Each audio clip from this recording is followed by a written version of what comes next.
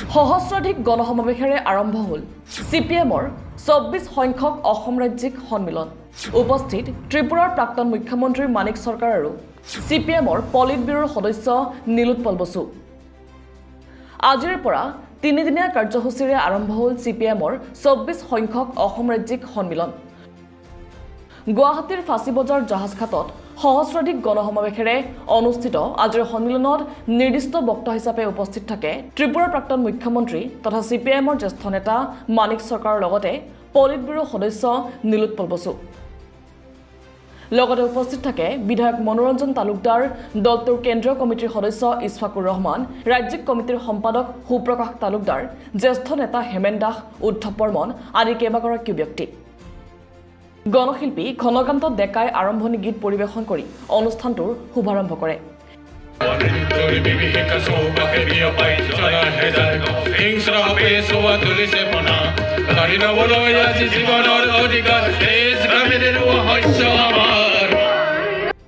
এই মুকলি সভাত সুপ্ৰকাশ তালুকদাৰ, হেমেন দাস, ইছফাকুৰ ৰহমান, মনোৰঞ্জন তালুকদাৰে গুৰুত্বপূৰ্ণ মন্তব্য আগবঢ়ায়। এই ক্ষেত্ৰত মুখ্য বক্তা মানিক চৰকাৰে উল্লেখ কৰা অনুসৰি সাম্প্ৰতিক সময়ত দেশৰ সামাজিক, ৰাজনৈতিক আৰু অৰ্থনৈতিক পৰিস্থিতি অধিক শোচনীয় হৈ পৰিছে। মূল্যবৃদ্ধিয়ে দেশ তথা ৰাজ্যবাসীক কোঙা কৰাৰ বিপৰীতে বিজেপিৰ নেতা মন্ত্ৰীয়ে সম্পত্তিৰ পাহাৰ গঢ়িছে। দীর্ঘ সময়ের ব্যবধানে গৌহাটির বুকে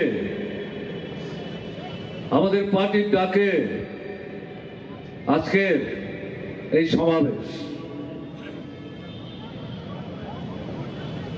আপনাদের উপস্থিতি প্রমাণ করছে মার্ক্সবাদী কমিউনিস্ট পার্টিকে বিচ্ছিন্ন এবং কোণঠাসা করবার জন্য নানা ধরনের বিভ্রান্তি ছড়িয়ে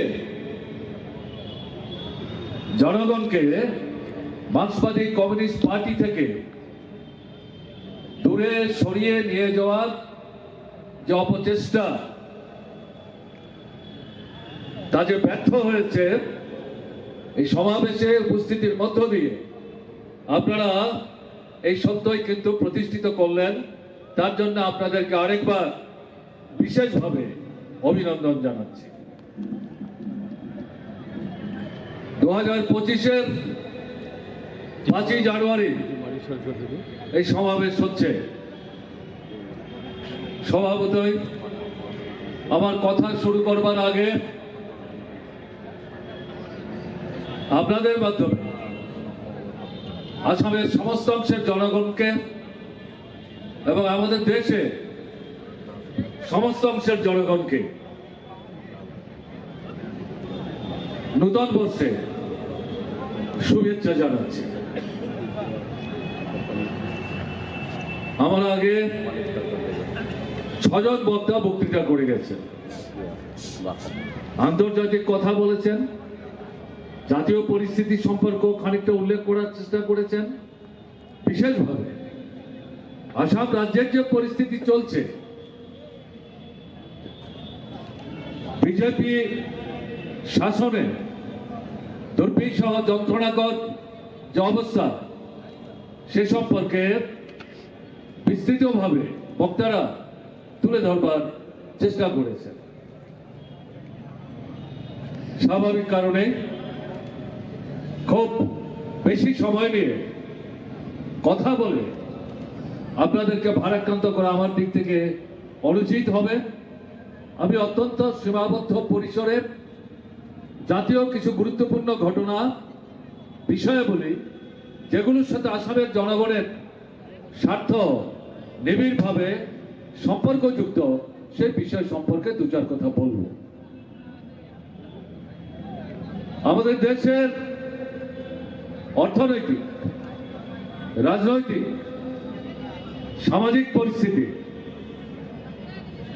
খারাপ থেকে খারাপ দিকে যাচ্ছে। অর্থনৈতিক ক্ষেত্রে জিনিসপত্রের দরদাম বাড়ছে, সারা দেশে আকাশ ছোঁয়া। 10-15 ভাগ মানুষ আছেন আমাদের দেশে, আপনাদের আসামও আছে, জিনিসের দরদাম বাড়লেও তাদের তাতে কিছু যায় আসে না। তারা সম্পদের পাহাড় চূড়া তৈরি করেছে, দাম বাড়লেও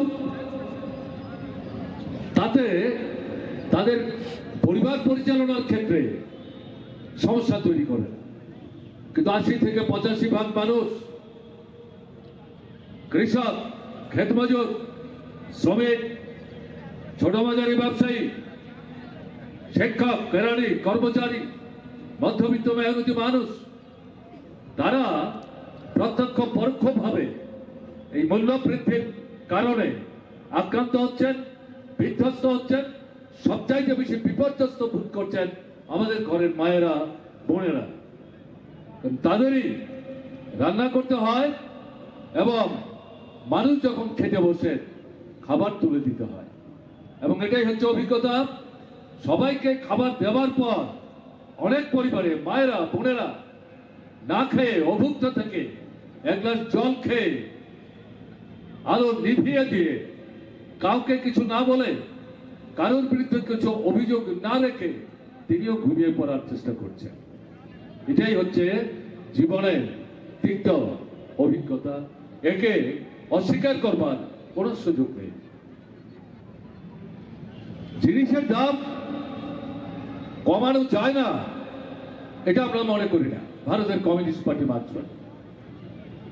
যদি কেন্দ্রের সরকার চায়, যদি রাজ্যের সরকার চায়, কেন্দ্র এবং রাজ্যের সরকার হাত মিলিয়ে জিনিসের দাম কমাতে পারে, নিয়ন্ত্রণের মধ্যে রাখতে পারে, সাধারণ মানুষ যাতে মূল্য বৃদ্ধির চাপ থেকে নিজেদেরকে রক্ষা করতে পারে। কালোবাজারি বন্ধ করুন, বেআইনি মজুতদারি বন্ধ করুন, বাজারে কৃত্রিম অভাব সৃষ্টি করে 5 টাকার জিনিস 15 টাকা, 25 টাকা বিক্রি যারা করছেন বেআইনি ভাবে, তাদের বিরুদ্ধে ব্যবস্থা গ্রহণ করুন। আমাদের দেশে যে রেশনিং ব্যবস্থা আছে, রেশনিং ব্যবস্থার মাধ্যমে সব জিনিস দেওয়ার কথা বলছি না, 12 থেকে 14টা অত্যাবশ্যক নিত্য প্রয়োজনের সামগ্রী একদমে সস্তায় সারা দেশে ভর্তুকিতে বন্টন করার যদি ব্যবস্থা করা যায়, যে কয়েকটা বিষয় এখানে উল্লেখ করলাম, তাহলে জিনিসের দাম কেন নিয়ন্ত্রণ করা যাবে না? কে করবে? কেন্দ্রের সরকার করবে, রাজ্যের সরকার করবে। বিশেষ করে কেন্দ্রের যে দল সরকার চালাচ্ছে, রাজ্যে রাজ্যে সেই দল যদি সরকার চালায়, তাহলে কেন্দ্রের পক্ষে যদি এই ইতিবাচক পদক্ষেপগুলি কেন্দ্র গ্রহণ করার চেষ্টা করে, তাহলে একে বাস্তবায়িত করা সহজ হবে। না কেন্দ্রের সরকার, না রাজ্যে বিজেপি শাসিত সরকার জিনিসপত্রের দরদাম কমাবার জন্য এই যে বিকল্প প্রস্তাবগুলো আমরা এখানে উল্লেখ করছি, সেগুলো বাস্তবায়িত করার কোন চেষ্টা তারা করছে না। আমরা ভারতের কমিউনিস্ট পার্টি মার্ক্সবাদে শুধু সমস্যার কথা তুলে ধরছি, এর জন্য কেন্দ্র রাজ্যের সরকারকে দায়ী করছে, আর কোন দায়িত্ব আমাদের নেই। আমাদের পার্টি এই দৃষ্টিভঙ্গি পোষণ করে না। সমস্যার মূল কোথায়, সমাধান কিভাবে হতে পারে, বিকল্প পথ কি, সেটা উপস্থিত করে বিকল্প পথ বাস্তবায়িত করবার জন্য আমরা সারা দেশে যেখানে যেখানে আমাদের পার্টির শক্তি আছে, লাল ঝান্ডা কাঁধে নিয়ে পার্টির নেতৃত্বে কৃষক, শ্রমিক, মজদুর, মেহনতি মানুষ, নারী পুরুষ নির্বিশেষে, জাত ধর্ম বর্ণ নির্বিশেষে তাদেরকে ঐক্যবদ্ধ করে লড়াই করবার চেষ্টা করছি, যার মধ্য দিয়ে ভারতবর্ষের অন্যান্য যে রাজনৈতিক দলগুলো আছে তার সাথে ভারতের কমিউনিস্ট পার্টির মৌলিক নীতিগত, দৃষ্টিভঙ্গিগত যে ফারাক, সেটা আমরা জনগণের সামনে উপস্থিত করার চেষ্টা করছি। আনহাতে CPM-ৰ পলিট ব্যুৰৰ সদস্য নীলোৎপল বসুৱে নিজৰ ভাষণত নৰেন্দ্ৰ মোদী আৰু হিমন্ত বিশ্ব শৰ্মাক তীব্ৰ সমালোচনা কৰে। मुझे अफसोस है कि मैं पूरी तरह से अहोमिया समझ लेता हूं, लेकिन ये भी अफसोस है कि मैं अहोमिया में पूरा एक भाषण नहीं दे सकता, तो इसीलिए मजबूरन हमें हिंदी में बोलना पड़ रहा है। पहला बात, आप सब जानते हैं कि हमारे पार्टी के 24वां पार्टी कांग्रेस अगले अप्रैल में मादुराई शहर में आयोजित किया गया है, और ये हमारे पार्टी की खासियत है कि हम घास की जड़ से हमारे साथियों का भागीदारी के चलते आखिर में हमारे पार्टी कांग्रेस में हमारे पार्टी के आने वाले कार्यक्रम तय करते हैं। दूसरा कोई भी पार्टी ऐसा नहीं है जो इस तरह से एकदम नीचे से हमारे तमाम जो पार्टी सदस्य पार्टी कार्यकर्ता उसका भागीदारी से अपना पार्टी का नीति तय करते हैं। आप डबल इंजन सरकार के बारे में सुन रहे थे, तो मोदी जी तो प्रेस कॉन्फ्रेंस तक नहीं करते, और हेमंत बिश्व शर्मा अपना पीठ खुद थपथपाते। इन लोगों के साथ जनता को छोड़िए, अपना पार्टी का जो लोग है कार्यकर्ता है उनको राय लेना भी नामुमकिन है। तो इसीलिए न सिर्फ वो जड़ से कटे हुए हैं, बल्कि वो एक हिसाब से जंग का ऐलान किया है देश की जनता के साथ, चाहे दिल्ली का सरकार हो चाहे असम का सरकार हो। मैं इसको विस्तार नहीं करना चाहता हूं। हमारे जो साथी हैं असम के, कॉमरेड शिवप्रकाश, कॉमरेड मनोरंजन, वो आपको बोले। मैं जब 80 के दशक में असम में आते थे विद्यार्थी आंदोलन के हैसियत से, उस समय से एक चीज असम में हम देखते थे कि असम में जिस किस्म का अनेकता है, जिस किस्म का अलग अलग पहचान है, इतने जाति, इतना जनजाति, अलग अलग भाषा, अलग अलग बोली, बावजूद इसके असम में हमेशा लोग एकजुट रहने का कोशिश किया, और हमारे वामपंथियों का अगर कोई योगदान है भारत असम के राजनीति में, वो असम के और देश की एकता और अखंडता को बचाए रखने के लिए। ইয়াৰ লগতে এই সন্মিলনৰ জৰিয়তে সাম্প্ৰতিক অসমৰ কেতবোৰ গুৰুত্বপূৰ্ণ সমস্যাৰ আলোকপাত কৰে দলটোৰ ৰাজ্যিক সদস্যসকলে। নিবনুৱা সমস্যা বৃদ্ধি, কৃষিজীৱী লোকৰ শোচনীয় অৱস্থা, চাহ শ্ৰমিকৰ ন্যূনতম মজুৰি, বিজেপিৰ মুছলমান বিৰোধী ঘৃণা বিদ্বেষ বৃদ্ধি, মূল্য বৃদ্ধি আদি কেইবাটাও সমস্যাৰ কথা উল্লেখ কৰা হয়। চৰকাৰী হিচাপ মতে অসমৰ নিবনুৱা এতিয়া 30 লাখ পাৰ হৈ গৈছে, অৰ্থাৎ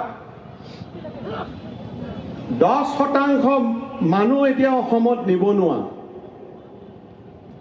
এইটো হৈছে অসম মডেল হিমন্ত বিশ্ব শৰ্মা। যোৱা 3 বছৰ, আমাৰ 3 বছৰ আগতে সন্মিলন হৈছিল, আমি যোৱা 3 বছৰৰ তথ্য আমি জুকিয়াই চাইছো। কি হৈছে অসমত? অসমৰ খেতিৰ কাৰণে অত্যন্ত গুৰুত্বপূৰ্ণ হৈছে জলসিঞ্চন। এই জলসিঞ্চন যোৱা 3 বছৰত 5.26% পৰা নামি আহি 2.36% হৈছে। এইটোই উন্নয়ন। মহিলাসকলৰ অৱস্থা কি? অসমত মহিলাৰ নিবনুৱাৰ যিটো হাৰ সৰ্বভাৰতীয় হাৰতকৈও বেছি। তাৰমানে মোদীতকৈও নহ'লে হিমন্ত বিশ্ব শৰ্মা ওপৰত আছে ক'ত? নিবনুৱা সৃষ্টি কৰাৰ ক্ষেত্ৰত। এইটোৱে তেওঁলোকৰ ৰোল মডেল। আমি অসমত যোৱা সময়ছোৱাত আমি শিল্পৰ ক্ষেত্ৰত আমি দেখিছোঁ ইয়াত শিল্পায়ন হোৱা নাই, শিল্প ধ্বংস হৈছে। এটাৰ পাছত এটা শিল্প ইয়াত বন্ধ হৈ যাব ধৰিছে। আমি দেখিছোঁ কেনেকৈ ৰাজহুৱা সম্পত্তি তেওঁলোকে বেচৰকাৰী হাতত দি দিছে। এই সমগ্ৰ গুৱাহাটীত আপোনালোকৰ ভাগ্য যে ব্ৰহ্মপুত্ৰৰ পাৰত আপোনালোকে বহাৰ সুযোগ পাইছে। ইয়াৰ পৰা আগবাঢ়ি গ'লে ক'তো সাধাৰণ মানুহে ব্ৰহ্মপুত্ৰৰ পাৰত থিয় দিব নোৱাৰে। এই গোটেই পাৰটো তেওঁলোকে ব্যৱসায়ীসকলৰ হাতত গতাই দিছে। ব্ৰহ্মপুত্ৰৰ পাৰত থিয় দিবলৈ মানুহে পইচা খৰচ কৰিব লাগে। এইটো হৈছে অসমৰ মডেল। এই মডেল উত্তৰ প্ৰদেশে গ্ৰহণ কৰিব। এইটো বিজেপিৰ অন্যান্য ৰাজ্যই গ্ৰহণ কৰিব পাৰে। কিন্তু অসমৰ সাধাৰণ মানুহে এইটো মডেলক কেতিয়াও সঠিক বুলি গ্ৰহণ নকৰে। গতিকে বন্ধুসকল, এই অসমত এতিয়া আমি দেখিছোঁ যে মানুহৰ মাজত খুব ক্ৰমান্বয়ে বৃদ্ধি পাব ধৰিছে। ভাৰতীয় জনতা পাৰ্টিৰ ডাবল ইঞ্জিনৰ এটা ইঞ্জিন চলি আছে 16 চনৰ পৰা। আৰু এই ইঞ্জিনটো এটা সময়ত সৰ্বানন্দই চলালে আৰু এতিয়া হিমন্ত বিশ্ব শৰ্মাই চলাইছে। এই ডাবল ইঞ্জিনৰ চৰকাৰৰ দিনত আমি যিটো উপলব্ধি কৰোঁ, মৰ্মে মৰ্মে আমি ৰাইজৰ দুখ দেখিছোঁ, ৰাইজৰ বক্তব্যও শুনিছোঁ, ৰাইজৰ মাজলৈকেও গৈছোঁ। আজি অসমখন আমি উপলব্ধি কৰিছোঁ এখন শ্মশানত পৰিণত কৰা হৈছে। শ্মশান। আৰু এই শ্মশানখনৰ চাণ্ডাল হৈছে হিমন্ত বিশ্ব শৰ্মা। এই শ্মশানৰ চাণ্ডালগিৰি কৰি আছে। কথা আছিল বহু, মই সেইবিলাকলৈকে নাযাওঁ। আমাৰ ৰাজ্যখন আজি খবৰৰ কাগজতো খবৰ প্ৰতিদিনে খবৰ ওলাই আছে। প্ৰতিশ্ৰুতিৰ বিপৰীতে ৰাজ্যখনক ঋণগ্ৰস্ত কৰি তুলিলে হিমন্ত বিশ্ব শৰ্মাই। তেওঁৰ বক্তব্য কি? ঋণ মাৰিব যিয়ে পাৰে সিয়ে ঋণ লয়, ঋণ মাৰিব যিয়ে পাৰে সিয়ে ঋণ লয়। কিন্তু আজি আমাৰ ৰাজ্যখনৰ যি জনমূৰি আয়, সেই জনমূৰি আয় 48% ঋণ ইতিমধ্যে লৈছে।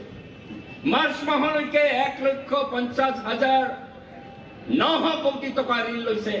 আৰু মাৰ্চৰ পিছতো প্ৰতি মাহতে 1,500 প্ৰায় ঋণ লৈ আছে। এই মাহতো আকৌ 500 ল'ব। ঋণগ্ৰস্ত ৰাজ্যখনত এটা শিশু যদি জন্ম হয়, সি 37,000 টকা ঋণ লৈ পেলাই জন্মগ্ৰহণ কৰিছে। এনেধৰণে এটা অৰ্থনীতি, এই অৰ্থনীতি আমাৰ চলি আছে আমাৰ ৰাজ্যখনত। যি ঋণ লৈছে, সেই ঋণৰ টকাৰে কোনো উৎপাদনৰ কাম কৰা নাই, কোনো প্ৰডাক্টিভ কাম কৰা নাই। হিতাধিকাৰী সৃষ্টি কৰাৰ কাৰণে উঠি পৰি লাগিছে। হিতাধিকাৰী সৃষ্টি কৰি ভোটটো কিনিবলৈ চেষ্টা কৰি আছে হেমন্ত বিশ্ব শৰ্মা। এনেধৰণে যদি চলে, পৃথিৱীৰ এনে কোনো অৰ্থনীতিবিদ নাই যি এনেধৰণে হিতাধিকাৰী সমগ্ৰ টকা পইচা তাতেই খৰচ কৰাৰ অৰ্থনীতি চলাৰ সপক্ষে মতামত দিছে। নিদিয়ে, ৰিজাৰ্ভ বেংকে দিয়া নাই। কিন্তু হিমন্তই নিৰ্বিবাদে ঋণ লৈ ৰাজ্যখনক ঋণগ্ৰস্ত কৰিছে আৰু হিতাধিকাৰী ৰাজনীতি কৰি আছে। আনফালে ৰাজ্যখনৰ নিবনুৱা সমস্যাৰ কথা কৈছে। 10% অতিক্ৰম কৰিছে, all time record. Hemanta Biswa Sarma যেতিয়া শপত গ্ৰহণ কৰিছিল মুখ্যমন্ত্ৰী হিচাপে, চৰকাৰী তথ্যত 23 লক্ষ নিবনুৱা। আমি এতিয়া দেখিলোঁ 3টা বছৰত সেই নিবনুৱা 9 লক্ষ বাঢ়ি 32 লক্ষ হৈছে। মোৰ তথ্য নহয়, চৰকাৰী তথ্য। 32 লক্ষ তেওঁ 21 চনৰ মে মাহৰ এছেম্বলিত চিঞৰি চিঞৰি ক'লে মই 1 লাখ দিম নিৰ্বাচনী প্ৰতিশ্ৰুতি আছিল প্ৰতি বছৰে 1 লাখ 5 বছৰত 5 লাখ কৰ্মহীন মানুহক কৰ্মসংস্থান দিব চাকৰি দিব ক'লে গণি দিম মই 1 বছৰত গণি দিম মই সন্দেহ প্ৰকাশ কৰিছিলোঁ নোৱাৰে আপুনি নোৱাৰিলো আজি 3 বছৰ পাৰ হোৱাৰ পিছত 1 লক্ষ হৈছে কি চাকৰি এটা পদ তেওঁ সৃষ্টি কৰা নাই খালী পদত এপইণ্টমেণ্ট দিছে আৰু ফটা ঢোলটো বজাই আছে 1 লক্ষ দিছো 1 লক্ষ দিছো 1 লক্ষ দিছো আজি 32 লক্ষ নিব 12,000 চাকৰিৰ কাৰণে 32 লক্ষ নিবনুৱাই ইণ্টাৰভিউত বহে এই দুৰ্ভাগ্যজনক পৰিস্থিতিত আমাৰ ৰাজ্যখন লক্ষ লক্ষ আমাৰ যুৱক বহিৰাজ্যত গৈ কাম কাজ কৰি আছে তাৰপিছত হেমন্ত কৈছে উন্নয়ন উন্নয়ন উন্নয়ন কি হ'ল তেওঁতো কৈছিল যে মই দুৰ্নীতিমুক্ত প্ৰশাসন দিম বিজেপি বাৰে বাৰে কয় তেওঁলোকৰ প্ৰথম ইঞ্জিন যিটো আছে দিল্লীত সেই ইঞ্জিনত চৰ্দাৰ নৰেন্দ্ৰ মোদীয়ে কৈছিল না খাওঁগা না খানে দুংগা খাৱা নাখাওঁ নিদিওঁ খাবও নিদিওঁ কওক আজি হেমন্ত বিশ্ব শৰ্মাক আজি ভাৰতবৰ্ষৰ ভিতৰত আটাইতকৈ দুৰ্নীতিগ্ৰস্ত মুখ্যমন্ত্ৰী হিচাপে হেমন্ত বিশ্ব শৰ্মা চিহ্নিত হৈছে আটাইতকৈ বেছি দুৰ্নীতিগ্ৰস্ত মুখ্যমন্ত্ৰী কি কৰিছে তেওঁ তামোল পাণ বিক্ৰী কৰি পঢ়া শুনা কৰিছিল সেই গৰ্ব কৰিছিল আজি তেওঁৰ ঘৈণীয়েকৰ জৰিয়তে আমাৰ সুপ্ৰকাশ তালুকদাৰে কৈছে 3টা চেনেলৰ মালিক মাটি য'তে ওলাইছে তাতে কিনিছে কলিয়াবৰত মাটি মাজুলীত মাটি গুৱাহাটীৰ আশে পাশে মাটি মৰিগাঁৱত মাটি আন্তৰ্জাতিক স্কুলৰ মালিকানা এতিয়া ধৰিছে চাহ বাগান কিনা আনকি কাজিৰঙাৰ ভিতৰত গৈ 7 ষ্টাৰ পৰ্যায়ৰ আজি ৰিচৰ্ট খুলিছে 5 ষ্টাৰৰ ওপৰত সেই ৰিচৰ্টত আজি ব্যৱস্থা কৰিছে কোন ৰেণিকি বেয়া মুখ্যমন্ত্ৰীৰ পত্নী সম্পত্তিৰ পাহাৰ গঢ়ি তুলিছে য'তে মাটি তাতে কিনিছে য'তে মাটি তাতে কিনিছে